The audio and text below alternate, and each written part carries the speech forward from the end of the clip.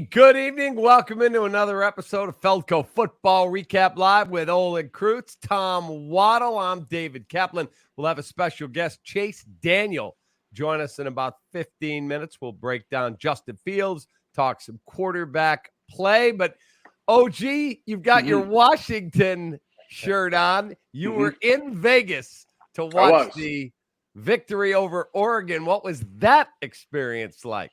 It was awesome. Allegiant Stadium is a pretty cool stadium, man. I mean, I don't think there's a bad seat in the house, but Washington fans, I don't know how much our listeners know about Seattle. Obviously, you watch the Seahawks play, you hear how loud those fans are. The Washington fans are the same. So they travel, they're loud. I can't say I've sat in the stands a lot to watch Washington play. I didn't realize just how crazy they were. They love their team. Obviously, it was a Pac-12 championship, so it was a great event, and Washington played well, which made it even better. And a lot of alumni came out, obviously, to support Washington. I think it's the last Pac-12 championship with all those teams in the Pac-12. So pretty cool win for them. And, they had two uncles at quarterback. I call them Uncle Nicks and Uncle Penix because they're about 50 years old each. So watching those guys is an interesting dynamic in football nowadays, right? DeBoer came from Indiana. He was Penix's OC at Indiana. I think he's 24-2, guys, since he got to Washington. When they lost Peterson, we were all worried. Chris Peterson, great head coach, came from Boise State. But then they hired this guy, and I mean, honestly, I didn't even heard of him. But, man, what a job he's done. We talked about this, I think, a while ago, Olin. And look, if I was a college, student athlete, I'd stay in school as long as I could. But think about the advantage that whether it's Penix or it's Bo Nix, I mean, both of them, I think, have been in school forever. But the advantage that someone that's got that type of experience has at the age of 22 or 23 or even 24, I think Joe Burrow was 24 when he finally got out of college versus an 18 or a 19-year-old that you may be facing. I think it's an interesting dynamic, but it's one that I would definitely take advantage of. If I was a college football player, I'd stay in school as long as I could.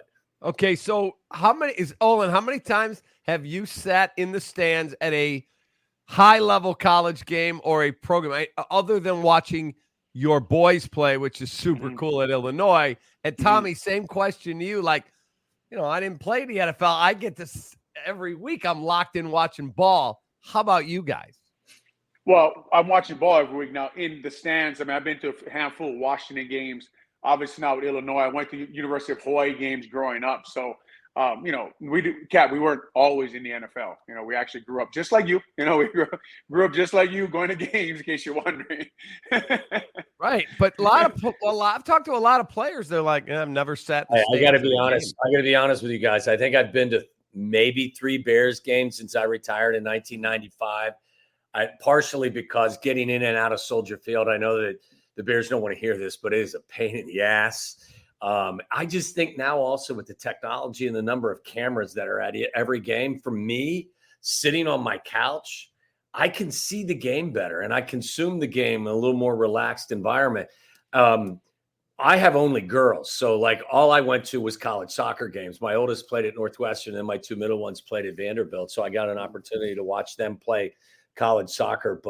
And at BC, we were lucky if we had 15,000 people in the stands. So like our chant was win or lose, drink the booze. So if we lost, there was a party. If we won, there was a party. But we weren't playing in anybody's national championship game, that's for sure. All right, I remember, Cap, being from Honolulu. Now, in our state championship game, to be honest, there was 30,000 people. There was St. Louis versus Kahuku. There a lot of people showed up. Hawaii people Polynesian people love their football now. They love it. We drove over Mountain Lake at Seattle, and the yachts were coming into the stadium, and it's 78,000 strong. And I couldn't believe it. And I couldn't believe the amount of support Seattle fans have for their team. All right, let's talk about where the Bears are, because 5 games to go. And I asked this question on my question of the day today. What is the single most important thing that has to be answered over the next 5 games? What do you guys think that is? Is it the fate of Matt Eberflus? The fate of Justin Fields? Is it something else? A fate of Luke Gutsy? Like, where are we? Yes, yes, and yes.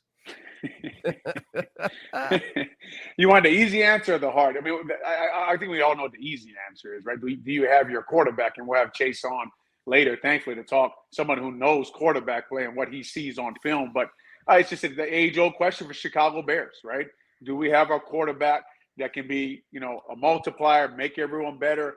You can surround him with people and see if you can go and win a Super Bowl and have not only that, Tom, but I think the most important thing when you have a quarterback is consistent winning, right? You're always in the fight. You're always in a playoff run. You're winning games, which we all know has been a problem around here a long time. Yeah, I mean, you want to get to the situation or a scenario where you're winning because of, not with. I mean, you can get to the top of the mountain in certain instances with a win-with kind of quarterback, but I think ultimately you want to find somebody or develop somebody into a win because of guy. Look, I think those are all important questions, Kat. I want to see this team win. And look, it's very likely that this Bears organization is going to have the number 1 overall pick, at the very least the number 2 overall pick, because they own the Carolina pick. I'm not going to be pissed off or upset if they win several games with their young guys or because of their young guys, and their pick ultimately falls at 5, 6, 7, 8, whatever the case may be. I want to see this team start to win because of their young football players and the guys on this roster that I think do have a pretty promising future. So yes, obviously the questions are, is the coach going to be around after this season? Is the quarterback going to be around after this season? But I also have got my eye on watching how this team plays and see if they learn how to win games. Remember, guys, this team hasn't won consecutive games since week 16 and 17 of the 2021 season. Matt Nagy was the coach. Right. So they got their first division win under Matt Eberflus against the Vikings. Now let's see if they can win back-to-back games. I think it's a gettable Lions team. They're good, but I think they're a gettable team. Let's see if they can build something because of the play of their young guys, which I think would be very encouraging. This is our Four Seasons season recap, brought to you by Four Seasons Heating, Air Conditioning, Plumbing, and Electric. For all the right reasons. 4 seasons. 4 and 8. Olin, going into a game now at home against the Lions. The Lions have not played well the last few weeks. They were bad against the Bears. They lost on Thanksgiving to the Packers in Detroit. I got to think that that's been a big focal point, a big talking point for them. But the Bears take the field on Sunday feeling like we should have beat their ass up there. So how do you approach this game if you were coaching this team or if you were playing? With what you just said, that we showed them we could beat them in their house, you get 4 takeaways and you lost the game, which is almost impossible, right? When you talk about NFL and the numbers and the percentage to win or lose that game. So you go in, we always talk about being strong down the middle. Well, their center might be out. Their nose guard is out. They just put him on IR. You do have a chance to beat this football team and continue to play good football. And you had them on the ropes. And whatever the reasons were, we went through all the reasons, the pass, not keep the ball, the defense not stopping them on 2 minutes. But you're playing better football. You have 8 takeaways. You're +5 in the last 2 games. Your defense looks a lot better. You should be coming out of your bye healthy. Everyone should be fresh and ready to play their best football because, guys, that has got to be one motivated football team at Hallis Hall. There's a lot of guys in that building that have a lot to prove, right? There's a lot of guys fighting for the jobs. Nothing scarier in the NFL than a bunch of guys fighting for their jobs at the end of the year and coming out and playing good football. So I think now that the offense wasn't great last game, but it did enough to win, and we asked them to do that. So now let's see. I'm in there saying, I'm straight up with them, Tom. A lot of guys who get fired, a lot of us won't be here if we don't play good football to end this season. Yeah, there's no question. There's a lot on the line individually and as a group. I would say as well, play with confidence. Play with confidence. As Olin said, defensively, you've played good football. Hasn't been, perfect, but it's been really good. You've taken the ball away. I think in the last 8 weeks, they're holding opponents to 18 points per game. They've sacked 15 quarterbacks. They've taken it away 15 times in the last 2 months. Pass rush is getting better. Play with confidence. Offensively, they've had success against this Lions defense. It's not a good defense at this point. They don't rush the passer. They've really struggled to contain Justin in the running game. I believe Justin has rushed for better than 100 yards in each of the last 3 matchups with the Lions and averaging 128 rushing yards per game against this crew. So come into this game at home expecting to win. Play with confidence. So, that's the way I would hope that they would come out with a little bit of swagger, play confident, be disciplined though. I mean, this team's still not as talented as most teams in the league. So you got to win the turnover battle. You got to limit your penalties, but play with a little bit of a swagger. So I had to choose the play and player of the first half for the up to the bye week. So I ended up choosing DJ Moore as the most outstanding Bear. He is the bye week player of the year, brought to you by Dr. Pepper, an American original, just like our Bears. Pleasing your taste buds since 1885. Grab an ice cold, refreshing Dr. Pepper today at a McDonald's near you. I also gave him play of the year, guys. That was the play against Washington when he caught that last touchdown, turned the defender, gambled, and he took it all the way to the house down the sideline. And that was probably the best game of the year for the Bears, where they thumped the Commanders on Thursday Night Football. Do you guys agree DJ Moore should be the player of the first half of the season? I definitely do, Cap and Olin. I told you guys, I mean, look, that's, Dick Tracy, where'd you park the cop car? I'm not an investigative reporter to tell you that DJ Moore's their best player. And you could notice that in their first training camp practice. He's just one of these guys that makes everybody better. That's what we talk about in terms of elite players. Do you make the guys around you better? Like, there were several plays in that Washington game that were just simple hitch routes, and they're well-delivered throws. But DJ takes that football with his strength and his speed and takes a 6-yard gain and turns it into a 40-yard gain, or turns it into a 60-yard gain. The term that Olin likes to use, and I love it, is a multiplier. And he is one of those guys. He is their best player. He's their most accomplished player. He's over 1,000 yards on the season. He makes his quarterback better. He makes the wide receivers in that huddle better. So I have no problem with your selection, Cap. Yeah, Cap, obviously DJ Moore is not a bad selection. I'll just go against the grain and say Andrew Billings. I think they have the number one run defense in the league because of this guy. And I think because he plays in the middle so stout, they get to do everything they want to do in that cover 2 defense and run their stunts and stop the run. I mean, their numbers are interesting, right? Because the defense is playing well. We talk a lot about the secondary. They're actually better at stopping the run. It's just interesting to me when you watch them play and then you look at their numbers. And then I think play of the year for me, Cat, would probably be, I think it was the Lions game when Fields drove up in the pocket and hit DJ Moore over the top. I forget what play. I think that was the Lions game. Oh, that laser beam throw? Yeah. Yeah. Yeah, I thought that was a great play. Now, obviously, they lost that game, so it's hard to make that the play of the year. But one of the better plays I've seen watching it. And, Andrew Billings, he's really been dominant. And he reminds me of Pat Williams, the old nose guard for the Minnesota Vikings, the way he plays that nose position in his kind of Tampa 2 hybrid style defense. I call it what Eberflus is doing now, a little bit of a hybrid of the Tampa 2 of what he runs. It reminds me of what Mike Tomlin ran when he was up there in Minnesota. Imagine that. I'd choose someone on the flank as a wide receiver. Olin would choose somebody in the trenches. Yeah, no question about it. I wasn't going to go with Darnell Wright, but I couldn't give the rookie the player of the year. Our special guest tonight is Chase Daniel, and he is joining us now. Former Bears quarterback, longtime NFL quarterback. Chase, thank you for taking time joining us on Feldco Football Recap Live. How are you tonight? Good, man. Good. Thanks for having me. Olin, how you doing, man? It's been a while. Man, I forgot to wear my hat backwards, bro. I forgot, man. You're looking good, man. You lost some weight, dude. I like it. It's been a while, stay lean, man. Chase, man. Yeah. I don't know if you guys know, me and Chase were actually teammates until they threw me out of New Orleans, or I threw myself out. A lot of stuff happened in that building. That was a fun year. That was a fun year. Yeah, for sure. Yeah. So, Chase, give us your thoughts on Justin Fields. It's such a hot button topic. You're either a Justin guy or you're not a Justin guy. And if you're not a Justin guy, you're a hater. Where are you on Justin Fields going forward? Because the Bears are going to probably pick number 1.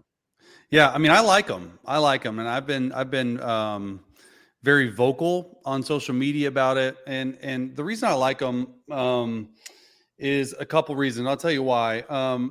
The main reason is when you turn on the film of this year, outside of the first 2 or 3 games that this offense was under center play action run game, which does not fit him. Like, you look at the actual film and the dude's played pretty well with an offensive line that hasn't really been up to standard. Receivers other than DJ Moore. Okay. Yeah. You got Cole Kmet playing well. Darnell Mooney, DJ Moore. And the whole question, Cap, is like, and what I get people asking me, I'm like, I don't know. I'm not a front office guy. Is like, do you roll with Justin Fields the next year or two, or do you pick a quarterback at number one?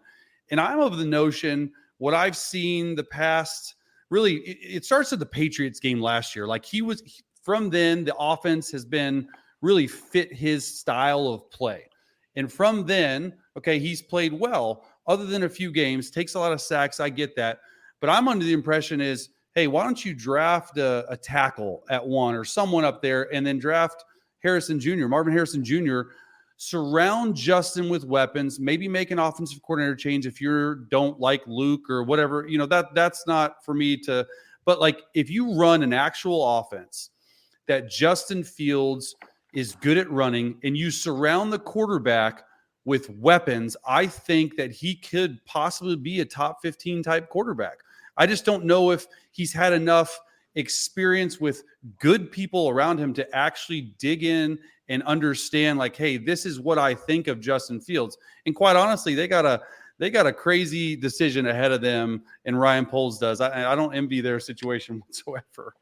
Guys, Case, do you think there's a disconnect between the offensive coordinator and Justin and the system that they're asking him to play in? I would say the first, like just purely basing it on film. And that's what I like. I root myself in the truth and on film. If you look at the first 3 games, it was an offense that Justin did not feel comfortable with at all. And that was the whole soundbite, right? Week 3 or whatever it was. He came out and said, oh, it's coaching. Well, maybe it was a little bit coaching. Justin's the type of guy, and I've been around plenty of them, that don't give him too much at the line. Just give him a play, let him roll with it. If it's not there, he's good. Like Justin in my mind is like, here's your number 1 read. Here's your number 2 read. Take off. Get the quarterback run game going. And he's looked a lot more comfortable for whatever reason in the pocket lately. Maybe he's starting to just calm down. But then you look at what they're doing now, and it sort of fits what Justin is. If they can add a few more weapons, maybe get an offensive lineman, I think they could be really good on offense. Like I really do, the way Justin is trending right now.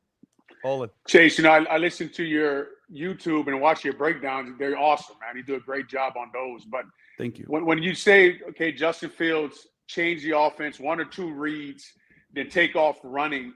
Number one, give us an example of that. And my other question I have for you is, when you see quarterbacks developing, what kind of offensive staff? I'm not saying fire Gutsy, but say they kept Luke Gutsy. What kind of staff would you build around Luke Gutsy? Like, for example, the Ravens have Willie Taggart at running back coach, who is, for Florida State, and he has all those offensive concepts, the zone read and stuff like that. Just from your point of view, if you were not only players, but you were going to make Justin strong, you've been around a lot of great coaches. If anybody goes through your history, how would you build a staff to make Justin Fields the most complete quarterback he can be? Yeah, that's a great question. And I think that's the number one thing they got to realize. Like, if we're going to keep Justin, we do have to build a staff around him. And for me, it's a young, offensive, creative play caller, Olin, right? Like, that's the guy who, if you're going to say, hey, Eberflus is out or whatever happens, or we're keeping Eberflus, like, I do think that like a guy like that, if Eberflus is, like, whatever happens at the end of the year, fired, or whatever, like, you got to bring in a guy that, one, builds everything you do around Justin Fields. Because if you keep Justin Fields as the guy and you pick up his 5th-year option and you pass on a Caleb Williams and a Drake May, you're telling me that Justin is the guy for the foreseeable future, and you're going to do everything in your power to build around that. And to me, it's an offensive guy. I've always been, Olin, around offensive coaches. And for whatever reason, like, if you're a quarterback and you have an offensive head coach, you just feel better, man. Like, it's not the worst. Not everything gets pinned on you. If you have bad, I've seen it, man. I've seen defensive head coaches throw their quarterback under the bus, whether in private or in public. Like, none of that would happen. And Eber's been great. Like, Flus was my defensive coordinator at college. Like, me and Flus go way back, dude. He coached at the University of Missouri. So I like Flus as the head coach, but I think that's the biggest thing that I would do. You have to surround the guy with, and you have to prove to him too, and build that confidence with him that he is the actual guy, by building a staff around him, by also building players around him, getting a true number 1 receiver outside of DJ Moore. Like, you could have 1 and 1A. Like, that'd be pretty sweet to me. Let me ask you more about Flus, because He's also a hot button topic. People are like, I don't know. He's not great at the microphone. That's where they get him. I know that has nothing to do with winning football games. What do you like about Matt Eberflus as a football coach? He's really calming. And honestly, he helped recruit me like in high school. Like I've known the dude forever, which is wild. And he's just a really good calming presence. Obviously, his track record as a defensive coordinator in this league is very well liked between all the people I've ever talked to, all the front office guys. That's why he got a head coaching job.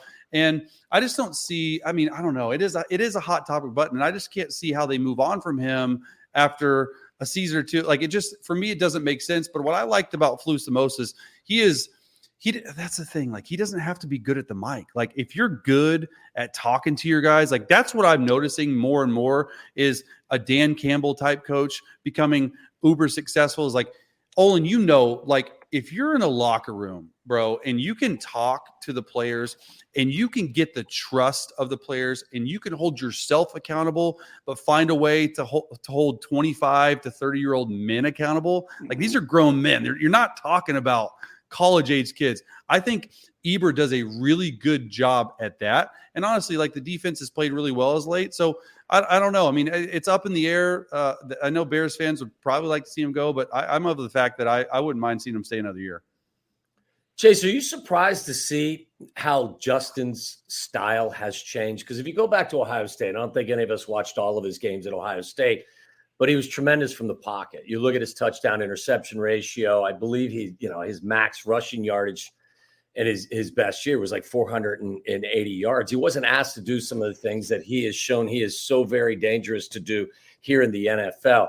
Are you surprised to see the style kind of change at this level versus what he was doing back at Ohio State? Yeah, that's a great question. I think what he did at Ohio State was he held the ball for 6 seconds because he never got touched. And that's sort of been his downfall in the National Football League. If you actually go back and watch it, the dude's just back there patting the ball like 1, 2, 3, 4 back to like he never got touched.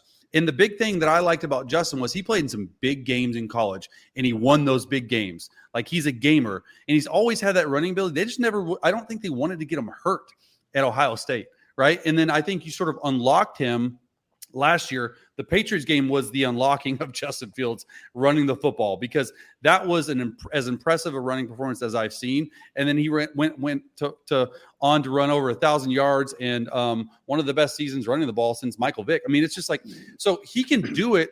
But what I've seen as of late, really the last 2 games and 3 games, even if you go back before his injury, was the mind speed up. And that's a good thing. Like, hey, I'm not holding the ball. I can't hold the ball on forever. I got to get through my progressions. His feet were sped up in a right way. He wasn't in a hurry, but he moved through progressions quickly. Like I could tell the growth, even if it's from those 3 to 4 games. Now he's got to continue to show this. And I told a lot of people that I've talked to about this privately, like, yeah, these next 6 games of the season, they're out of the playoffs. The Bears probably are, like, right? Like all that. I get that.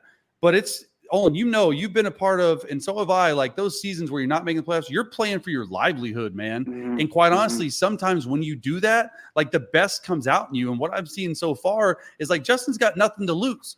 And so now he's starting to let that down, to let his hair down and like show out, man. And that's what's impressive to me because the dude's gotten a lot of flack. Obviously in Chicago, it's part of the deal, right? As a quarterback, you get way too much credit when things go right. And you get way too much blame when things go wrong. And that's just sort of the middle ground. So honestly, like he's a good dude. Like I'm sure you guys did. I know it seems like it's been forever ago, but the speech in the locker room that Eber was given when they beat Minnesota. And Justin was like, whoa, hey, hold on. The accountability, like, hey guys, sorry about that. Those fumbles, like picked you up. Like I've never really seen a quarterback do that before. I'm not saying it's the end all be all, but it just shows a little bit about who he is, how much he cares. And that was a really cool moment in my opinion. Yeah. And to your point, some of those plays he makes with his legs, I mean, they're unbelievable, man. I remember, I think it was his first or second year. Remember when Bosa was chasing him, he outran, made him look slow. I was like, how fast is this freaking Justin Fields, man? Yes. Some of those plays he made against Minnesota were wild. But Chase, you know what interests me, man, is just, I say it because now I do analyst work. I say like quarterback development, right? And I came from, obviously when I came to you guys, in New Orleans, like I was amazed by Sean and Drew Brees and the way Drew and obviously you got to learn from Drew Brees and Sean Payton and the way they worked together and the details that they had just even in walkthrough, right? Just the way they would go through things and everything had to be perfect. If you were developing a quarterback with all your years of playing quarterback, with all the guys you got to see, right? Alex Smith, Andy Reid, Doug Peterson, Frank, I mean, you've been around.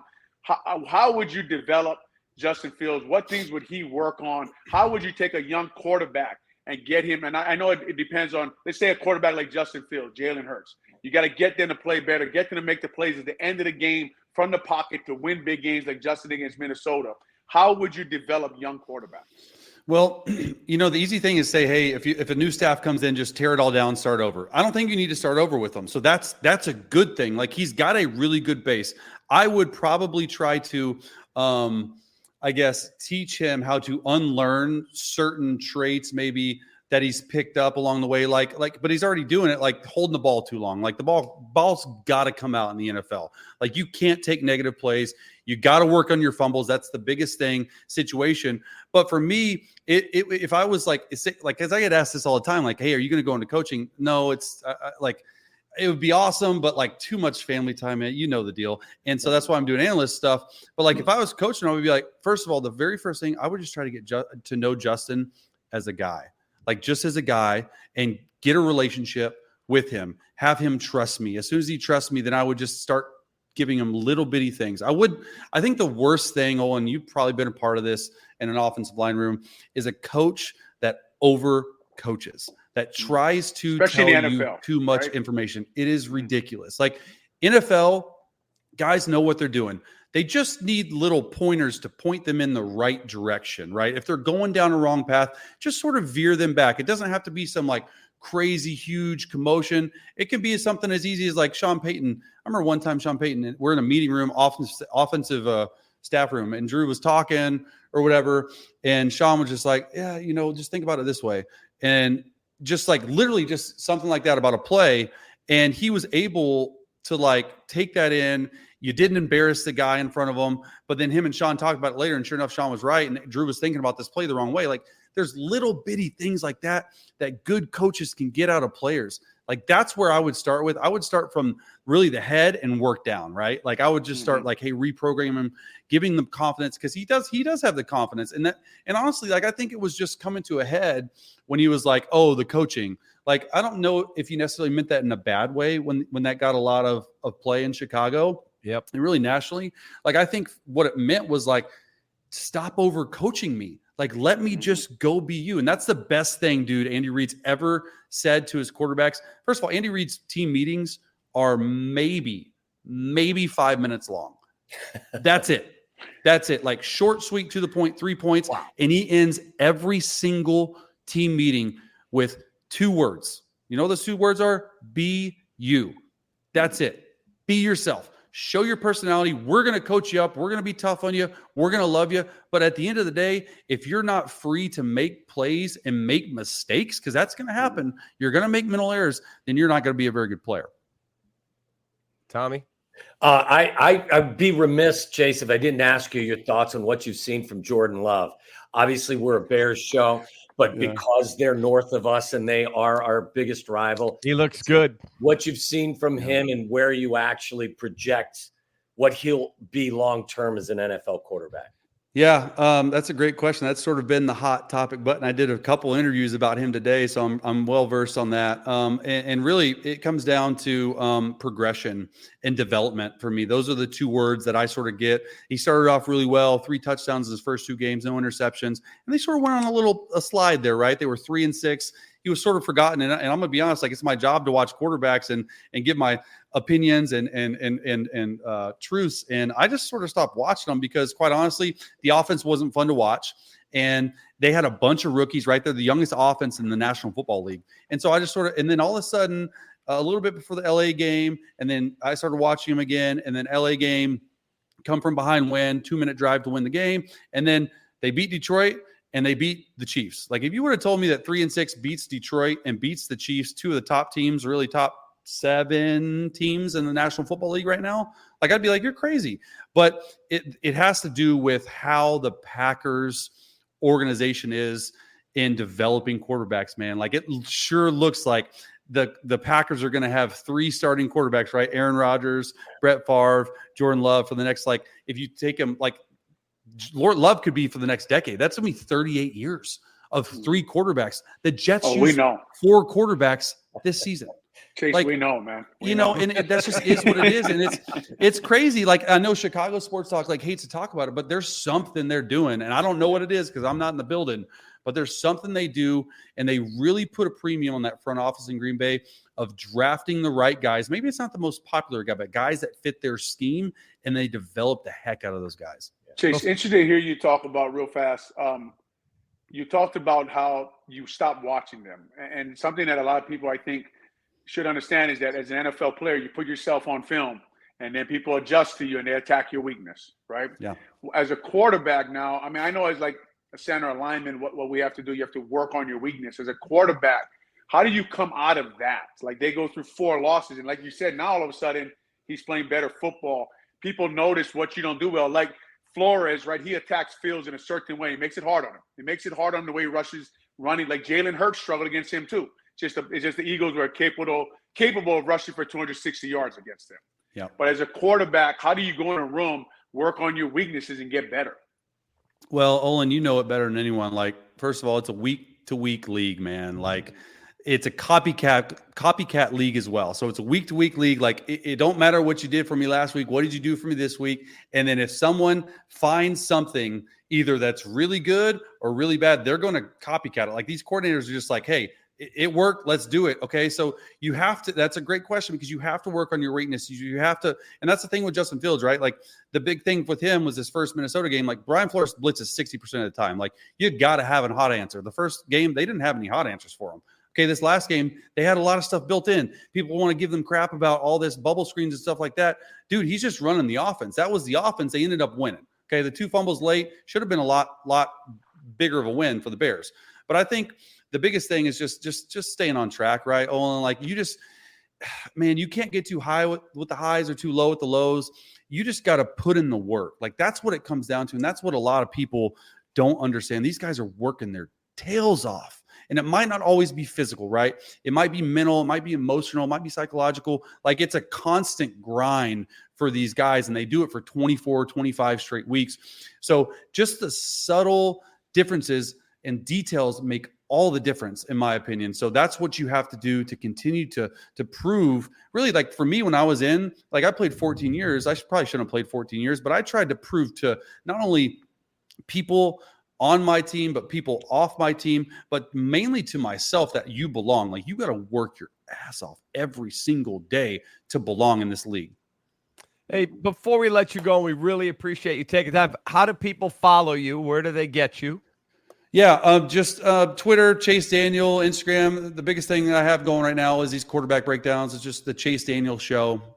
And yeah, I started that this year, and it's been fun, honestly. Like, I try to figure out a way. I'm doing NFL Network stuff. I'm doing 33rd Team Analyst, the athletic stuff. But I think this little niche that I've built here with these breakdowns, the demand has grown through the roof, and I'm doing like 6 a week right now. So we got CJ Stroud coming out tomorrow, and who else we got? Oh, we got Pickett and Mitch Trubisky. You know about Mitch, so that's coming out tomorrow too. So be on the lookout for that. But yeah, just Chase Daniel Show at YouTube. Okay, I want to add, you said earlier in our interview, you said, I'm not a front office guy. I said this to Tommy and to Olin last week. If I'm the owner of the Bears, and we had the number 1 pick last year, and I'm not saying they didn't make a good trade, and you decide not to take Caleb Williams, J.J. McCarthy, Drake, whoever it is, and we already know that C.J. Stroud looks like a keeper, top 10 guy, and you don't take one this year because we think we can coach Justin up. I'm probably not picking at the top of the draft again because my talent level is getting better. I'm calling my GM and going, you had the number 1 pick 2 straight effing years, and we didn't get a quarterback in a town that hasn't had one. You're fired. Like, that's the decision, right? I mean, that's exactly why I said I do not envy Ryan Poles, and I'm sure he's doing everything that he can right now to get it right because at the end of the day, like, it's going to be a decision that's made in close contact with the owner, right? Like the owner's going to have a good say in it. Eventually, like I'm sure Ryan Poles will get his way, but they're going to trust their things. And that's why, I mean, like at the end of the day, like you hired Ryan Poles to do one job, and that's to win a championship. So Ryan Poles has to sit down and think, hey, what is the best move going forward? And he's not just thinking one step ahead. He's thinking multiple steps ahead. So I'm glad I don't have that decision though right now. Hey, why did Mitch not make it? I was always a Mitch guy. These guys would always laugh at me. Like, he worked hard. First guy in the building. He had you helping to tutor. It just never worked. Yeah, man, that's a tough question. That's a tough question to answer, because in 2018, I mean, we were 12-4, Cap, right? And we could have easily been 14-2. We're 6 inches from a Hail Mary and 2 missed kicks away from being 14-2 and being the 1 seed. And I thought Mitch played really well that year. And then 2019 was a year of injuries for him, man. He had that shoulder and he was just never right with that. But at the end of the day, I just think that he just didn't make enough plays. I mean, he'd be the first one to tell you that, right? Like in this town, especially when they're just itching for a quarterback, man, which we never really had in Chicago. It's just it's like, man, like you got to play above and beyond, and just didn't work out for Mitch in the end. Hey, man, we really appreciate you taking some time for us. We'd love to get you back again as we get closer toward the end of the season and talk Caleb Williams and all those guys. Yeah, sounds good. Thanks for having me on, guys. Thanks a lot. Always good to see you, bro. Thanks. There he is, Chase Daniel, former Bears quarterback, as he said, 14 years in the league. That's really interesting stuff. Super interesting, talk man. About it. Super good get, Cat. Really, really, really interesting to hear him talk about. And I had a coach tell me when I went to coach him, it's what you don't say that's most important, right? On a football field. And that's kind of what he said about coaching quarterbacks. You got to watch. You can say too much, and just this whole developing quarterbacks and finding a quarterback. I don't know, Tom. I find it super interesting, man. It's so hard to do. It is. It's such an inexact science. It really is. And like I spent much of last week's show saying to you guys, like, look, I'm confused because saw a lot of things that Justin did that were very impressive. And then you just, at the end of the day, you also have to factor in the 2 fumbles that happened in the fourth quarter. And you ride the roller coaster with the team and with the evaluation process. And nothing's perfect. Chase is right. Like Ryan Poles has got a really difficult decision, but he's also got a lot of assets at his disposal. So it's a tough call, but he's got cap space. He's got draft currency. And from my perspective, I think he's got the support of the president of the organization. So it's going to be very interesting to watch the last 5 weeks of this season. I do believe that you can change people's minds. You can change the narrative. Football can be a week-to-week sport. It can be one of those things where I have a really strong feeling today, based on how you play over the course of a couple of weeks, I may change my opinion on something. It's just the nature of the beast with this sport. So I think a lot of decisions can be affected. Are a lot of important decisions already leaning strongly in one position? Probably so, but it ain't over till it's over, right? No, it's not. And if you look at it, Cap, like we're talking to Chase, and they built the Bears organization, built everything around Mitch. It was Nagy, it was Mark Hefford from Oregon, and it was Dave Ragone. I mean, you would say that's built the right way, right? They brought in Harry Heastan from Notre Dame to coach the offensive line. They had dudes. I mean, in 2018, it went the right way.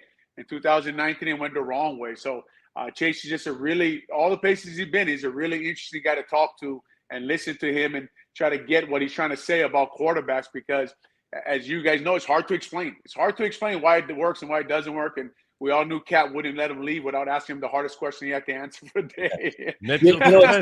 Hey, why did your friend fail? Yeah, exactly. Because I loved Mitch.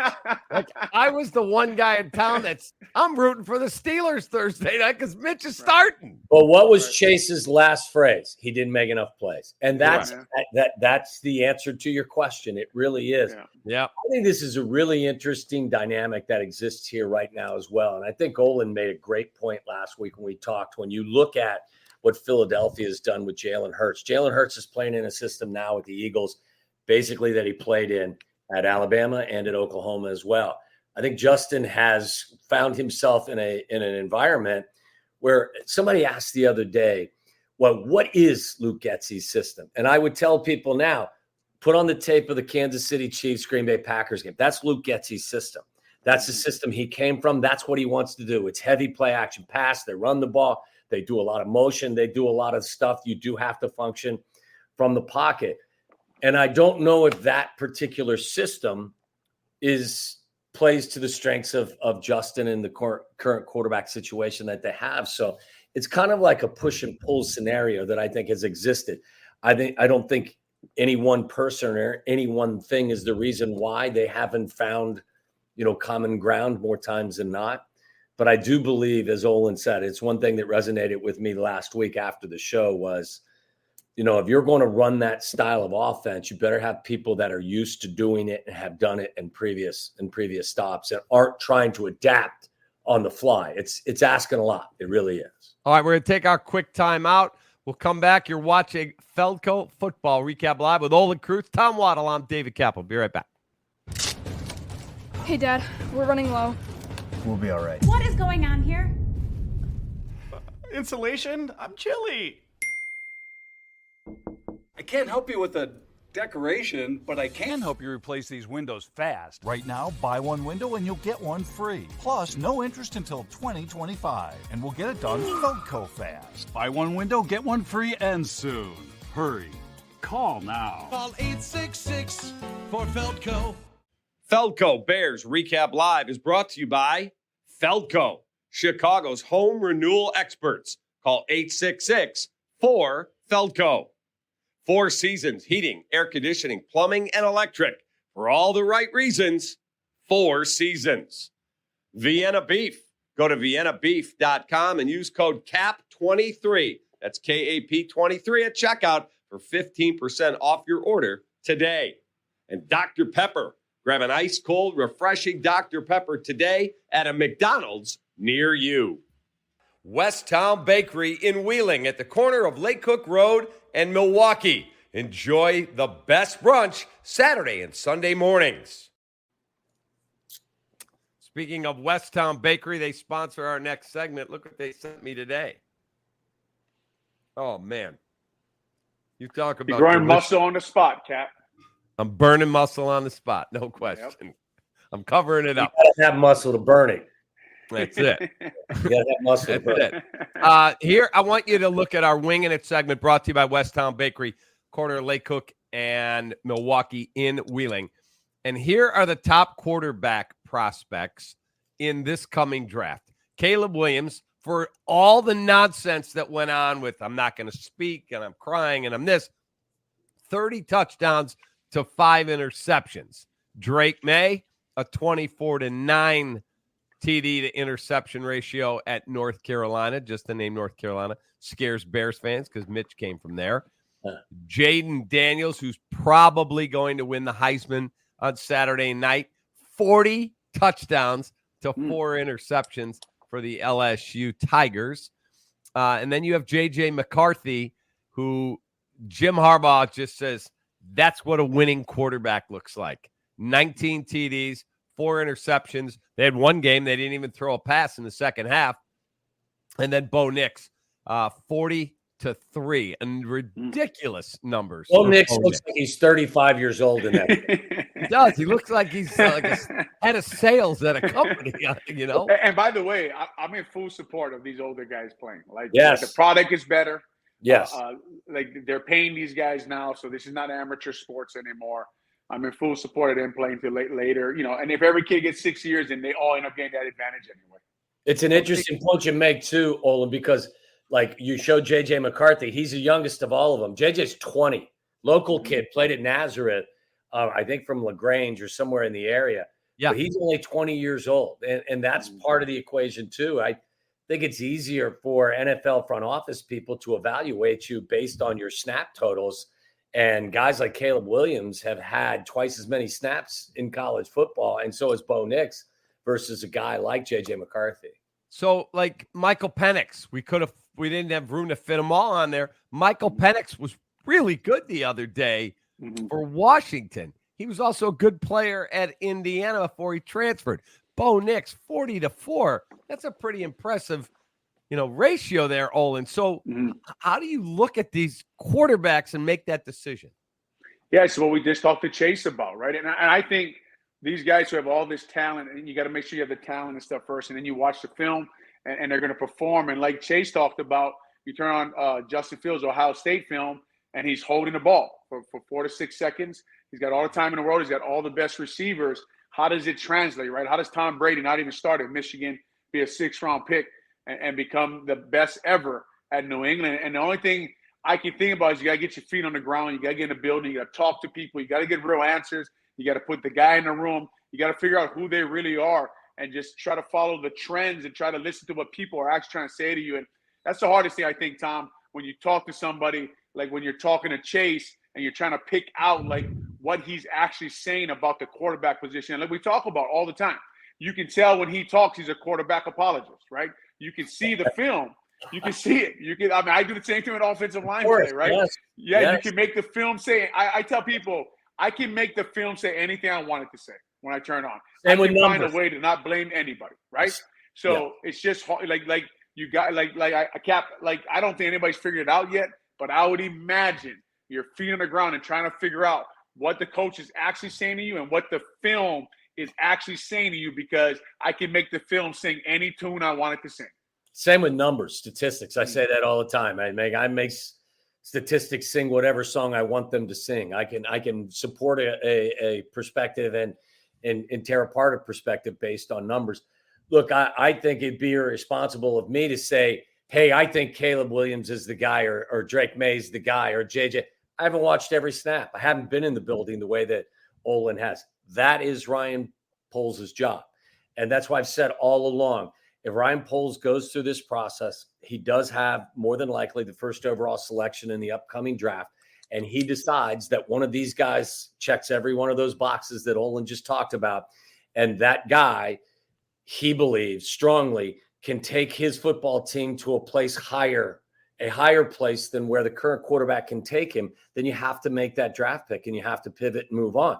If he goes through this evaluation process with all of those guys you mentioned and doesn't come away with the strong thought that we're better off with one of these guys versus the guy I have, then that makes the other decision, much more likely.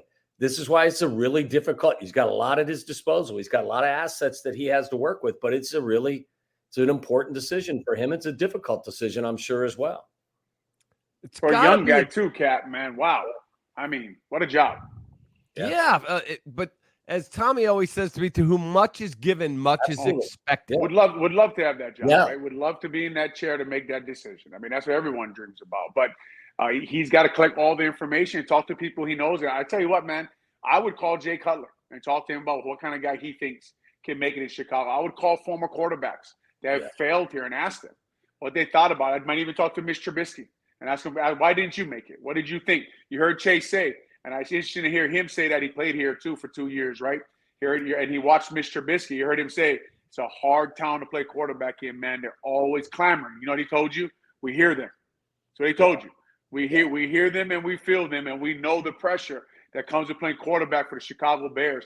I think you got to collect as much information as humanly possible, and you got to decide if Justin Fields is the guy or if you need another guy. And that is why, Olin, I do believe if in fact you decide to move away and make a decision at the coaching position, that Jim Harbaugh is a very important name to keep your mind wrapped around, because he played the quarterback position here. He played here for a long period of time. He knows what it's like here.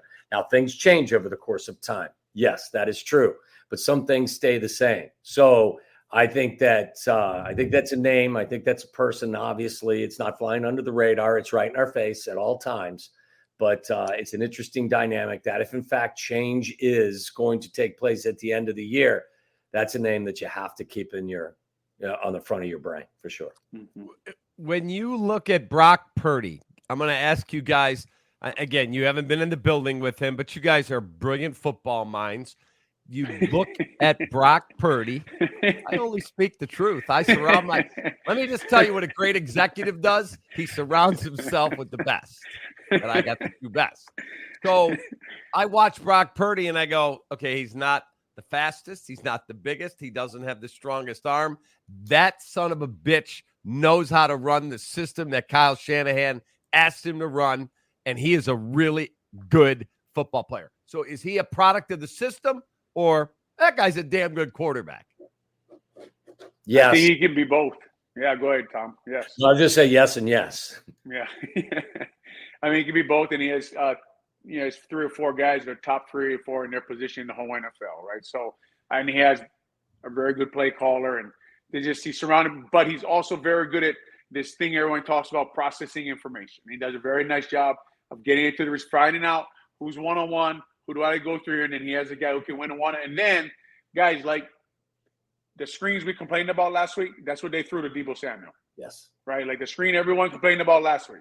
That's what Deebo Samuel caught and took to the house, the tunnel screen. And guess who blocked for him? Trent Williams. And Aaron Banks, the left guard who plays for face from Notre Dame, another Harry Heastan guy, but he got out there too. And they're running out there. And if you just watch the player, right? Coaching at Carmel Catholic this year, I was telling the receiver, you got to go inside. And he said, why, Coach? I said, because there's no, oh, maybe, no, you're wrong. If you go outside, you're wrong. You may not have a good play, but you're completely wrong for going outside. You watch these guys run it like the linemen are running flat. He's coming, it's coached well. They got good players. It is all of that combined, Cap, that makes their offense, gosh, it almost looks impossible to stop right now. You know, he can spin it too. Like, I don't care what anybody says. He can spin it. His anticipation on throws, the anticipatory throws are, they're there. Like, he knows when the ball needs to hit into that first window or the second window. Look, this is a ridiculous statement. I get it. And people will laugh when I say it. Do you know who else was pretty much described in the manner in which you described Brock Purdy? Joe Montana. Doesn't have a great arm, is a product of the system, has so much talent around him, has Bill Walsh as his coach. Like, a lot of that's true. It's a combination of both, I guess, is what I'm saying. But at the end of the day, Joe Montana would have succeeded in anybody's offense. I don't know that that's the case with Brock, but I wouldn't undersell his ability to play the position. Would he excel here the way he does in San Francisco? Maybe not, because he's got better talent there. He's got better coaching out there. But, somebody still has to make that throw. Somebody still has to make that decision, as Olin said too. Somebody still has to go through the progressions. He's got to know what he sees, be married to what his role is when he sees certain looks, and get the ball where it needs to go. So I'm not going to downgrade his ability just because he's in, an offense that actually makes me feel warm and fuzzy. All right, let's talk about the Lions game before I spring you guys. Brought to you by Vienna Beef, our eye on our opponent. Please, I had a couple buddies. They ordered a bunch of Vienna food and had a tailgate out west before they watched a Bears game, the Monday night game, actually. You go there, you get the promo code CAP23. You're going to get a discount on it, 15% off your order, viennabeef.com. And it is awesome, awesome food, man. The Lions are rolling. They're really, really good. So, Olin, what is the biggest key besides taking care of the football? What is the biggest key to being able to handle Dan Campbell's guys the second time? You're making Jared Goff as uncomfortable as you made him the last time, or just by getting near him, pass rush, obviously stopping the run first. Talk about Andrew Billings. They do, even though Frank Ragnow may be out there, they're a really good center. They get Jonah Jackson back. Jonah Jackson wasn't there for the first game. He is their left guard. As good as everybody is, guys, he is their linchpin in the run game. He is a very, very good left guard. So stopping that run, and to me, making Goff uncomfortable again, because they do, man. At receiver, at tight end, running back, they have a ton of talent on the offense side of the ball and a very good play caller. Hey, guys, defensively, I don't think this is a very good group. As I said earlier, they're giving up 29 points per game their last 6 games, 25 sacks on the season. The Bears beat the Vikings kicking 4 field goals. You will not beat the Lions kicking 4 field goals. You have to score touchdowns. I believe last time they played, they scored 25 points. Got to score touchdowns. Cairo Santos has been their most consistent player, regardless of position, all year long. But I want to see him on the sideline. I want to see them get the football into the end zone. Got to score touchdowns. Tommy, a prediction on the score? Jesus, I want to pick them. I really do, because as I said earlier, I think the Lions are gettable right now. I really do.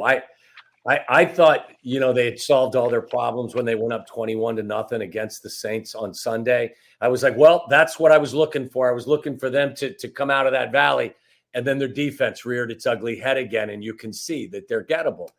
I still believe that the Lions are the class of the division, so I think it's close again, but I'd probably say 24-23 Lions. Wow. Right down to the freaking wire. This Bears team, I think, is going to compete with everybody that's left on their schedule. All right. I don't even ask Olin for a prediction. He saves that for Sunday. Does your daughter trying to get me fired, Cat? What's that? So you're trying to get me fired? Yeah, exactly. What does your daughter have for us back there today? Anything? Nothing. She got nothing today. I think they're out there doing the trees, the Christmas trees. So the other day, though, my cat got stuck in a tree. She was out for the whole night. So it's been a lot of drama around here for a while. Oh, wow. Tommy, I've been to Olin's house several times. They take Halloween seriously, man. No, Wendy takes every holiday very seriously. Same with Mindy here. The Halloween's all down already. Christmas is up. I was going to say, are you guys to go out there and put the decorations up yourself, or do you actually hire some people to do that for you? It's a mix. It's a mix of both. but Wendy does most of the work. Her and the 4 girls hang everything up. Pretty awesome. And your sons just finished their season, correct? They're finished. Yeah, they're just finishing school now, and they'll be home. They didn't make a bowl game, sadly, but they'll now they get to come home for Christmas, which is not what you want to do as a college player. So I just took my Illinois stuff, put it away, and grabbed my Washington stuff and took it out. That's it. Said, son, take a look at that big Well, W. at least we don't have to argue about whether or not Washington was worthy of one of the 4 spots, because they definitely were. Yeah, that's always an interesting thing to me now that, like, I know what everyone's saying about all that, but now that it actually is a business, they can treat it as such. Yes. Yep. Did you feel, both of you, that Florida State should have been in? Because I felt they were the most deserving, but if we're taking the 4 best teams without Jordan Travis, they're not one of the 4 best. Yeah. I mean, but if that's true, you can't leave Georgia out either. Right. Agreed. You could have put them in over Texas. The funny thing is it's not the 4 most deserving teams, and it's not the 4 best teams. I thought saw somebody tweet that, because you're right, Olin. If, in fact, it was the 4 best teams, I'd make an argument that Georgia should be in there ahead of Texas. Texas beating Alabama early in the year, everyone wants to say, well, Alabama's a different team now than they were early in the year. If that's the case, then Texas beat an inferior Alabama team early in the year, if you know what I'm saying. So I'm just happy that next year all this nonsense goes away, and they're going to expand it to 12, and we'll bitch and moan about number 13 that gets left out. No doubt. But I'll have less angst in my system about number 13 being left out versus 5 or 6 being left out. Yeah, the best team will win the championship, and they'll all be in, and we'll find out next year. Yeah. Olin, best of luck to your Washington Huskies. Not to the first. We'll talk again before that happens. Oh, yeah, but it'll be cool. Tommy, Boston College, they make a bowl game this year or no? They did not. Toilet Bowl is their destination once. I take that back. I think they are bowl eligible. I think they had 6 wins. So I you know what? I apologize to Jeff Hafley, the coach, and to the organization, because I do believe it may be a minor bowl, but they are bowl. A bowl is a bowl, man. Yeah, How about your college make a bowl game? I don't think Hamlin University is headed to a bowl game this year. Sadly. Kaplan versus Dorm C. Yeah, exactly. Kaplan Field is going to be quiet at the holidays. Hey, you guys have a great they do playoffs, right? They do What's playoffs. That? They do playoffs, don't they? We do playoffs. We did not, sadly, make the playoffs. Oh, man. Anyway, you guys have a wonderful night. I'll talk to you next week, and we'll recap the Lions game and get set for, I think it's Cleveland the week after on the road. So you guys have a great rest of your week. I appreciate you both greatly. Yep. Thank you, Cap. Bye, guys. Olin, take care. Hey, Dad, we're running low. We'll be all right. What is going on here? Insulation? I'm chilly. I can't help you with a decoration, but I can help you replace these windows fast. Right now, buy one window and you'll get one free. Plus, no interest until 2025. And we'll get it done Feldco fast. Buy one window, get one free, and soon. Hurry. Call now. Call 866 for Feldco. Feldco Bears Recap Live is brought to you by Feldco, Chicago's home renewal experts. Call 866-4FELDCO. Four Seasons Heating, Air Conditioning, Plumbing, and Electric. For all the right reasons, Four Seasons. Vienna Beef. Go to viennabeef.com and use code CAP23. That's KAP23 at checkout for 15% off your order today. And Dr. Pepper. Grab an ice-cold, refreshing Dr. Pepper today at a McDonald's near you. Westtown Bakery in Wheeling at the corner of Lake Cook Road and Milwaukee. Enjoy the best brunch Saturday and Sunday mornings.